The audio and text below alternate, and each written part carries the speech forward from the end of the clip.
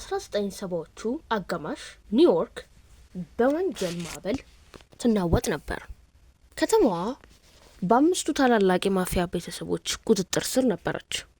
ከነዚህ መካከል የሉቺየስ ቤተሰብ በጭካኔውና በንግድ ስራው ላይ ባለው ተጽዕኖ ይታወቃል። የዚህ ታሪክ ጠንሳሽ ጄምስ ወይም ጂሚ በርክ ይባላል። ጂሚ በማፊያው ዓለም ጀንት በሚል ቅጽል ስም ቢታወቅም ከፈገግታው ጀርባ ግን ደም የተጠማ ጨካኝ ገዳይ ነበረ። ታሪኩ የሚጀምረው በ1978 መጨረሻ አካባቢ ነው። ማርቲ ክሩግማን የተባለ የቁማር ሱሰኛና የአየር ማረፊያ ሰራተኛ ለጂሚ በርክ አንድ ወርቃማ መረጃ ይዞ መጣ። ማርቲ በጄኤፍኬ አየር ማረፊያ ውስጥ በሉፍታንዛ አየር መንገድ የጭነት ክፍል ውስጥ ይሰራል ወይም ጥልቅ ግንኙነት ነበረው። ማርቲ ለጂሚ እንዲህ አለው፣ ጂሚ በየወሩ በሚሊዮን የሚቆጠሩ የአሜሪካ ዶላሮች ከምዕራብ ጀርመን ተጭነው ይመጣሉ። ይህ ገንዘብ በጀርመን የሚገኙ ወታደሮችና የንግድ ተቋማት ወደ አሜሪካ የሚልኩት የጥሬ ገንዘብ ልውውጥ ነው። ለጥቂት ሰዓታት ብቻ በሉፍታንዛ ካዝና ውስጥ ይቀመጣል። ይህ መረጃ ለጂሚ አዲስ አልነበረም፣ ነገር ግን የገንዘቡ መጠን ያስደነግጥ ነበር። 5 ሚሊዮን ዶላር በጥሬ ገንዘብ። በ1978 ይህ ገንዘብ የማይታመን ሀብት ነው። ጂሚ በርክ ወዲያውኑ የቅርብ ጓደኛውና ታማኙን ሄንሪ ሂልን ጠራው። ሄንሪ በአየር ማረፊያ ዙሪያ ያሉ ሰራተኞችን የማግባባትና መረጃ የመሰብሰብ ስራ ተሰጠው። የዘረፋው እቅድ ለሳምንታት በሚስጥር ተቀነባበረ። የእቅዱ ዋና ዋና ነጥቦች፣ አንደኛ ውስጥ አዋቂው ሉዊስ ቨርነር የተባለ የሉፍታንዛ ሰራተኛ በቁማር እዳ ተዘፍቆ ስለነበር የካዝናውን ቁልፍና የደህንነት ኮዶችን አሳልፎ ለመስጠት ተስማማ። ሁለተኛው ቡድን ጂሚ 6 ፕሮፌሽናል ዘራፊዎችን መረጠ። እያንዳንዱ ሰው የተለየ ድርሻ ነበረው፣ አሽከርካሪ፣ ጠባቂና የገንዘብ ጫኝ። ሶስተኛ ጊዜው ዘረፋው የሚከናወነው ሰኞ ሌሊት መሆን አለበት፣ ምክንያቱም ቅዳሜና እሁድ የተሰበሰበ ገንዘብ በሙሉ ካዝናው ላይ ስለሚቆይና ባንኮች ገና ስላልተረከቡት ነው። ጂሚ በርክ አንድ ነገር አስረግጦ ተናገረ። ማንም ሰው መገደል የለበትም። ደም ከፈሰሰ ፖሊስ አጥብቆ ይከታተልናል። ነገር ግን በልብ ውስጥ ሌላ ጥርጣሬ ነበረው። ከነዚህ ሰዎች መካከል ገንዘቡን ሲያዩ አፋቸውን የማይከፍት ማን ነው የሚለው ጥያቄ አሳስበው ነበረ። ዘራፊዎቹ መኪናቸውን አዘጋጁ፣ ጭንብላቸውንና የጦር መሳሪያቸውን አረጋገጡ። በአየር ማረፊያ ውስጥ ያሉት የጥበቃ ሰራተኞች የሻይ ሰዓት፣ የተለዋጭ ጥበቃ ሰዓትና የካሜራዎቹ ብላይንድ ስፓት በሙሉ ተጣኑ። ሌሊቱ ቀዝቃዛ ነበረ። ታህሳስ 11 ቀን 1978 ዓ.ም ሰዓቱ ከሌሊቱ 6 ሰዓት ሲል ጥቁሯ ቫን ወደ ጄኤፍኬ አየር ማረፊያ ቀስ ብላ ተንቀሳቀሰች። የዓለማችን ትልቁ የገንዘብ ዘረፋ ሊጀመር ጥቂት ደቂቃዎች ቀሩት።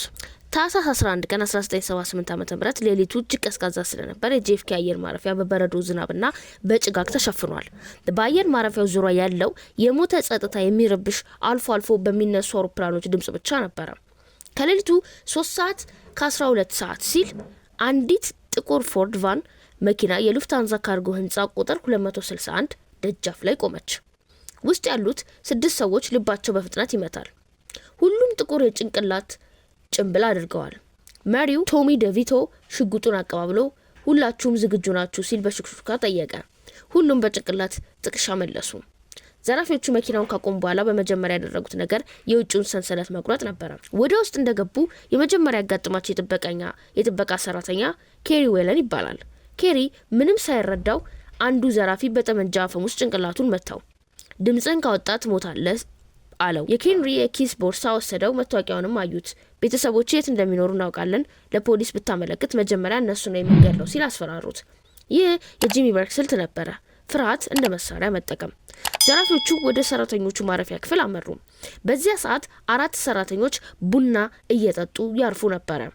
በድንገት የታጠቁ ሰዎች ሲገቡ ደንገጥ ብለው ተነሱ። መሬት ላይ ተኙ፣ ማንም እንዳይንቀሳቀስ የሚል ትዕዛዝ ተሰጣቸው። ሰራተኞቹ በሆዳቸው መሬት ላይ ተደፉ። ዘራፊዎቹ እጆቻቸውን በፕላስቲክ ገመድ አሰሩ። ውጥረቱ ከፍተኛ ነበረ። አንዱ ሰራተኛ ማልቀስ ሲጀምር ቶሚ ዴቪቶ በብስጭት ዝም ካላልክ አሁንም እዚሁ ደፋለሁ ሲል ጮኸበት። ዘራፊዎቹ ውስጥ አዋቂውን ሉዊስ ቨርነር የሰጣቸው መረጃ ተጠቅመው የካዝናውን አስተዳዳሪ ጆን ሂምሆፍን አገኙት። ጆን የካዝናውን ድርብ ጥበቃ የሚከፈትበትን ሚስጥራዊ ኮድ እንዲሰጣቸው ተገደደ። ኮዱን ካልሰጠህን ወይንም የተሳሳተ ቁጥር ከተጠቀምክ እዚህ ውስጥ ያሉትን ጓደኞችን በሙሉ እንረሽናቸዋለን አሉት።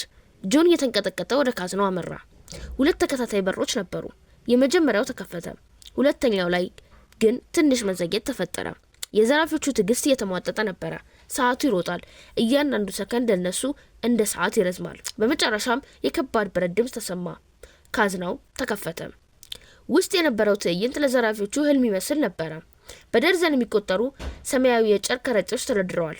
እያንዳንዱ ከረጢት 20፣ 50 እና 100 ዶላር ኖቶች የተሞላ ነው። ከገንዘቡ ጎን ደግሞ በሳጥን የታሸጉ ውድ ጌጣጌጦችና አልማዞች ይታያሉ።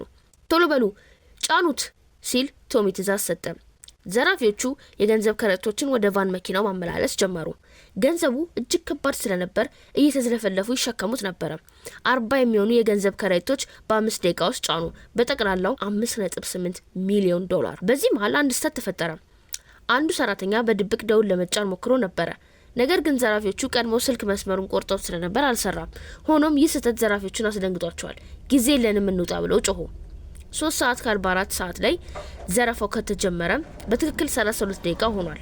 ቫን መኪናው በገንዘብ ክብደት ምክንያት ጎማዎቿ ወደ መሬት ተጭነው ከሉፍታንዛ ቅጥር ግቢ ወጣች።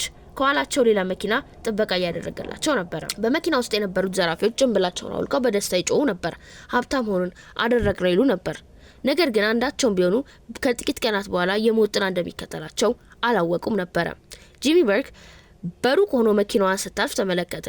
በፊቱ ላይ ፈገግታ ቢታይም በአእምሮ ውስጥ ግን አንድ የሚረብሽ ሀሳብ ነበረ። ይህን ያህል ገንዘብ ለማንም ማካፈል የለብኝም። ዘረፋው በስኬት ተጠናቋል። ፖሊስ ገና መረጃው አልደረሰውም። ነገር ግን ዘራፊዎቹ ትልቅ ስህተት ሰርተው ነበረ። የተጠቀሙበትን መኪና በአግባቡ ለማጥፋት የሰጡት ትዕዛዝ አልተከበረም ነበረ። ይህም ለውድቀታቸው የመጀመሪያው መንገድ ሆነ። ዘረፋው በተፈጸመ በማግስቱ ጠዋት ኒውዮርክ በታላቅ ድንጋጤ ውስጥ ነቃች። ኤፍቢአይ ልዩ መርማሪዎችን ወደ ሉፍታንዛ ካርጎ ክፍል ሲተሙ ያገኙት ምስል እጅግ ፕሮፌሽናል የሆነ ቡድን ስራ መሆኑን አረጋገጡ። ምንም አሻራ የለም፣ ምንም ምስክር የለም። ነገር ግን ወንጀለኞች ሁልጊዜም አንድ ስህተት ይሰራሉ።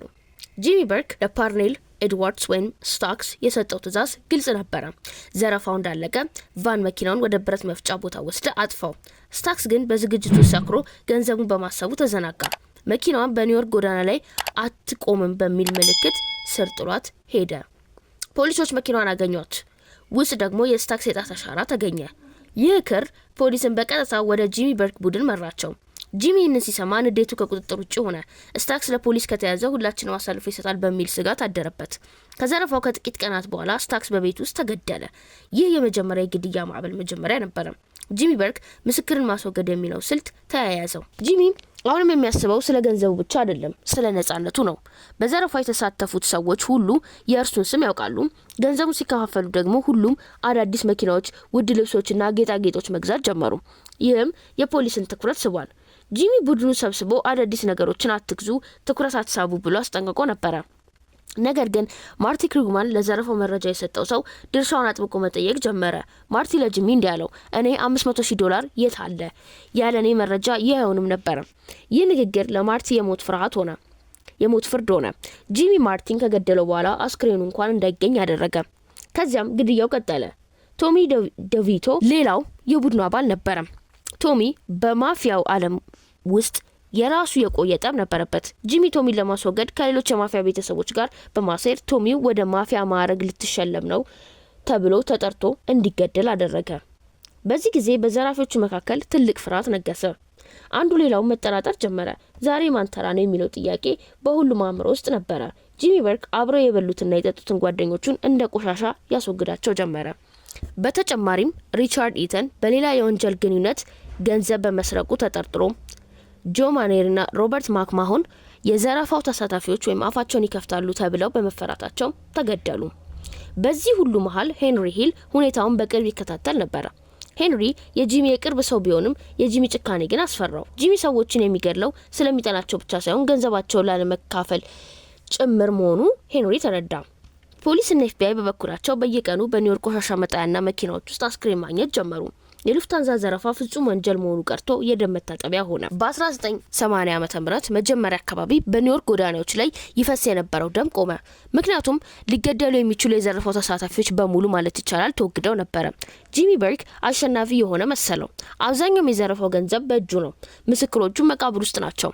ነገር ግን ጂሚ አንድ ትልቅ ተሰርቶ ነበር፣ ሄንሪ ሂልን በህይወት ማቆየቱ። ሄንሪ ሂል ከሉፍታንዛ ዘረፋ በኋላ ወደ እዝ ዝውውር በከፍተኛ ሁኔታ ገባ።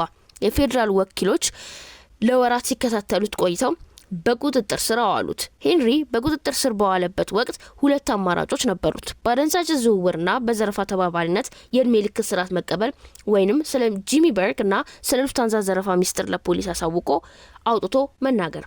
ሄንሪ መጀመሪያ አመንትቶ ነበር፣ ነገር ግን የጂሚን ጭካኔ ያውቃል። ጂሚ በቅርቡ ሄንሪ መጥፋት አለበት የሚል ትዕዛዝ ማስተላለፉ የሚጠቁም መረጃ ደረሰው። አብረኝ የበላው ጓደኛን ከምትገድለው ቀድማ አሳልፈ ስጠው የሚለው የማፊያ ዓለም መርህ በሄንሪ አእምሮ ውስጥ ሰረጸ። ሄንሪ ሂል ከመንግስት ጋር ተደራደረ። በምስክር ጥበቃ ፕሮግራም ስር ሆኖ ሁሉንም ነገር ዘረገፈው። ስለ ሉፍታንዛ ዘረፋ እቅድ፣ ስለ ጂሚ በርግ ቀጥተኛ ተሳትፎና ከዘረፋው በኋላ ስለተፈጸሙት ዘግናኝ ግድያዎች በዝርዝር መሰከረ። የኤፍቢአይ መርማሪዎች የሄንሪ ምስክርነት ሲሰሙ ተደነቁ። ይህ ሰው እያወራ ያለው ስለ አንድ ዘረፋ ሳይሆን ስለ አንድ ሙሉ የወንጀል ኢምፓየር ውድቀት ነው አሉ። በሄንሪ መረጃ መሰረት ፖሊስ የጂሚን የገንዘብ ማከማቾችና ሌሎች ወንጀሎችን ማሳስ ጀመረ። እንደ አውሮፓውያን አቆጣጠር በ1982 ጂሚ በርግ በቁጥጥር ስር ዋለ። ምንም እንኳን በቀጥታ የሉፍታንዛ ዘረፋ ሊፈረድበት ባይችልም፣ ምክንያቱም በቂ የቁሳቁስ ማስረጃ አልተገኘም። በሌሎች ግድያዎችና ወንጀሎች ጥፋተኛ ተባለ። ጂሚ በቀሪ ዘመኑ ሁሉ ከእስር ቤት አልወጣም። በ1996 ዓ.ም በእስር ቤት ውስጥ በካንሰር ህመም ሞተ። የሚያስገርመው ግን ጂሚ እስከ ዕለተ ሞቱ ድረስ ስለ ሉፍታንዛ ገንዘብ አንዲት ቃል አልተናገረም። የት እንደደረሰ፣ ለማን እንደተሰጠ ወይንም የት እንደተቀበረ ሚስጥሩን ይዞ ወደ መቃብር ወረደ። የሉፍታንዛ ዘረፋ የአሜሪካ ታሪክ ውስጥ ትልቁ የገንዘብ ዘረፋ ሆኖ ተመዝግቧል። $5.8 ሚሊዮን ውስጥ የተገኘው ጥቂት $1000 ብቻ ነው። ይህ ታሪክ በ1990 ዓመተ ምህረት ጉድፌላስ በተሰኘው ታዋቂ የፊልም ስራ ዓለም የቀረበ የሮበርት ዲኔሮ ገጸ ባህሪ ጂሚ ኮንዌይና በጂሚ በርግ እውነተኛ ታሪክ ላይ የተመሰረተ ነው።